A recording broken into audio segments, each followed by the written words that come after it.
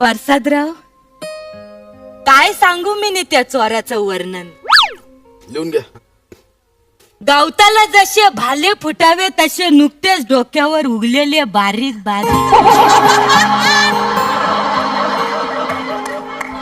ना आत्ताची हेअरस्टाईल म्हणजे जणू अस्तित्वाची लढाईच.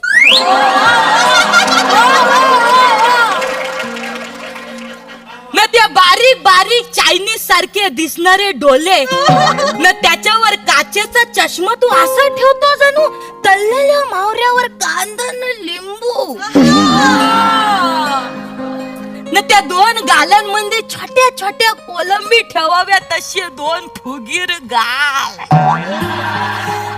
ज्याला पण फिकी वाटावी असं हलणार त्या थुलथुलीत चीज बर्गर मधून एक्स्ट्राचं चीज असं बाहेर पडत ना, तसे या दोन्ही बाजूला एक्स्ट्राचे बाहेर पडलेले दोन बोले घासून घासून कवा पण मांड्या पेट घेतील अशा लुसलुशीत मांड्या. अरे चोराचं वर्णन करते का देव माशाचं वर्णन करते? माझा देव मासाच आहे ते.